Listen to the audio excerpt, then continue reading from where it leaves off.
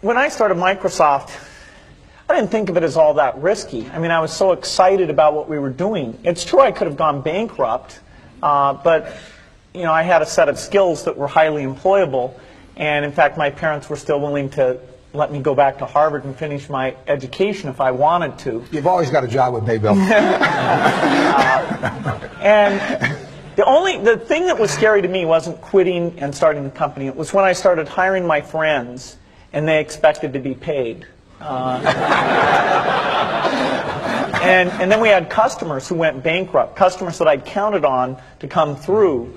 And so then I got this incredibly conservative approach that I wanted to have enough money in the bank to pay a year's worth of payroll, even if we didn't get any payments coming in. And you know, I'm almost true to that the whole time. We're about $10 billion now, which is pretty much enough for the next year. Anyway, you know, if you're going to start a company, it takes so much energy that you know it better overcome your feeling of risk. I don't think that you necessarily, if you're going to start a company, should do it at the start of your career. I think there's a lot to be said for working for a company, learning how they do things. You know, if you're young, it's hard to go lease premises. They made that hard for me. You couldn't rent a car when you were under 25 at the time, so I was always taking taxis to go see customers. The people would, you know, people would say, well, we're going to go have a discussion in the bar. Well, I couldn't go to the bar.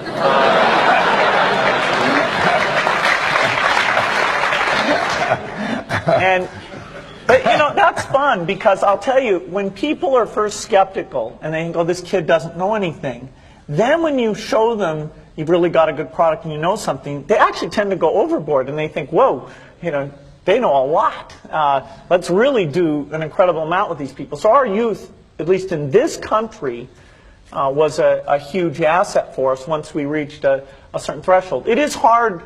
It's hard to hire older people because they'll be a little bit conservative about whether they should come and take the risk. And it took 3 or 4 years before we could go out into the normal sort of employment pool. But those problems that come with starting a firm, you better think of those as part of the pleasure, part of the challenge that is part of the excitement. I want to thank Harvard for this honor. I'll be changing my job next year, and it will be nice to finally have a college degree on my resume. I applaud the graduates for taking a much more direct route to your degrees. For my part, I'm just happy that the Crimson called me Harvard's most successful dropout. I guess that makes me valedictorian of my own special class. I did the best of everyone who failed. But I also want to be recognized as the guy who got Steve Ballmer to drop out of business school.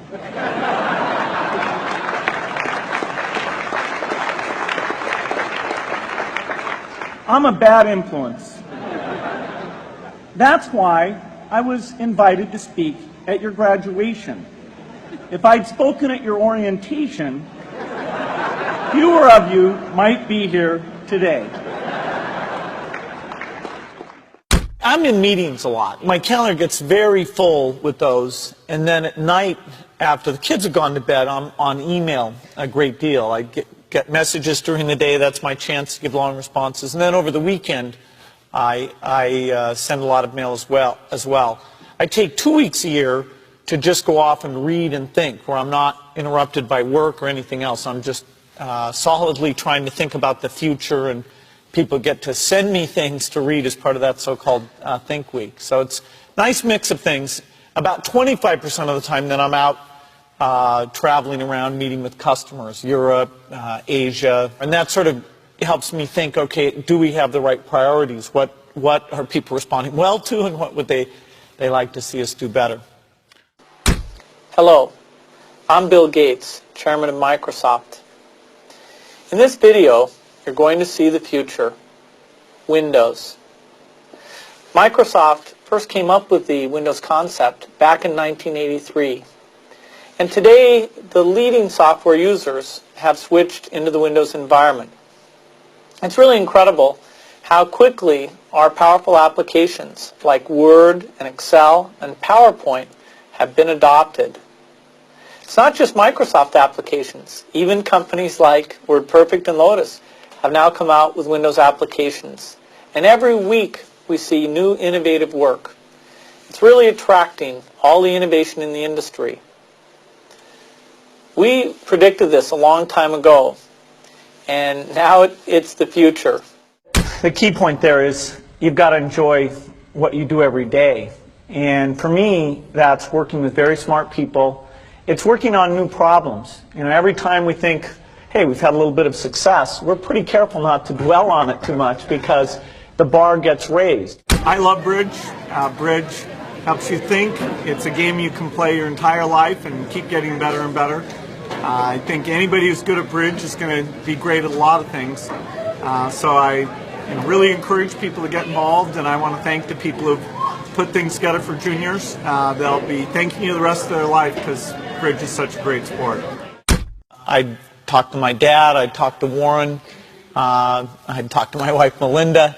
So I have enough people that know me and actually know where my judgment isn't its strongest, where I might get overexcited about something or, forget to think about something. And so they're good at correcting, particularly Melinda, good at correcting whatever those blind spots are. And I think it's good to encourage your friends and advisors to really give them that license. I can go to a party and forget to say hello to various people or something. That's a very minor example of my blind spots. Not to the hostess. Well, Melinda would help me do that. Yeah, she would.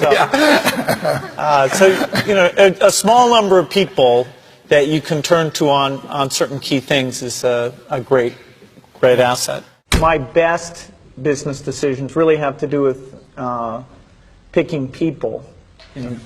Deciding to go into partnership with Paul Allen is probably at the top of the list. And then subsequently hiring a friend, Steve Ballmer.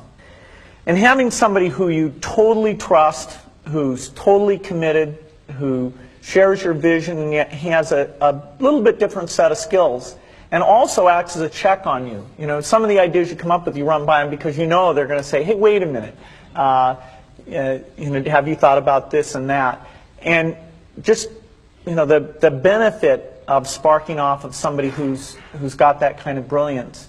It's not only made it fun, but it's really led to a lot of success. So picking a partner is crucial. I had one habit that I developed when I was at college that was actually a very bad habit, which was I like to show people that I didn't do any work and that I didn't go to classes and I didn't care. And then at the very last minute, like 2 days before the test, I'd get serious about it. And people thought that was funny. That was my positioning, the guy who did nothing until the last minute. Then when I went into business, that was a really bad habit. And it took me a couple of years to get over that. Nobody praised me because I would do things at the last minute, and I tried to reverse to students I'd actually I didn't think that highly of, who were always organized and had things done on time. I'm still working on it, but procrastination is not a good habit. Bill can change clothes in the car. So I'm going to challenge Bill Gates, my partner at Facebook, Sheryl Sandberg, and Netflix's founder and CEO, Reed Hastings.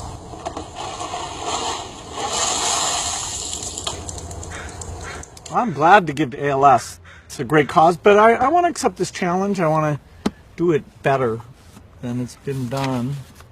Been working on this, got this design. There we go. Yeah. It's going to be great.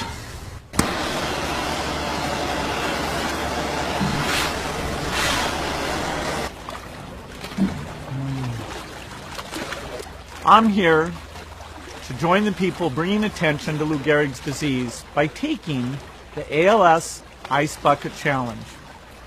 I'm going to challenge 3 more people: Elon Musk, Ryan Seacrest, and Chris Anderson of TED. Consider yourself challenged. You have 24 hours. Good luck.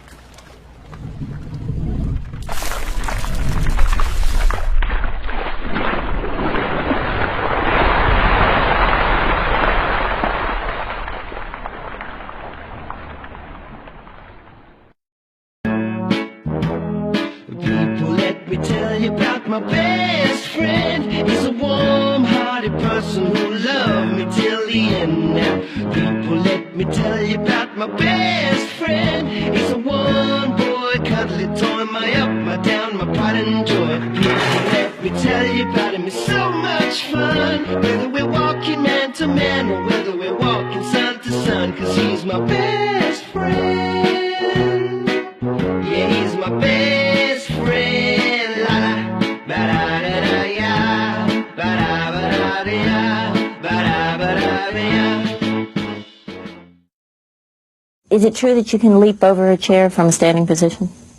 It depends on the size of the chair. I'll cheat a little bit. Yes!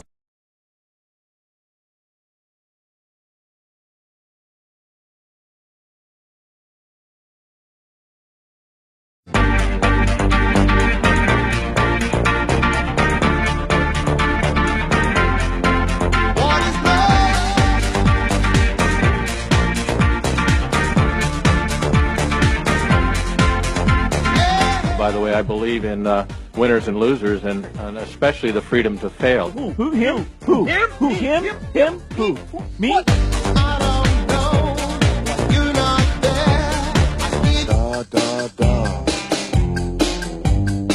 No way!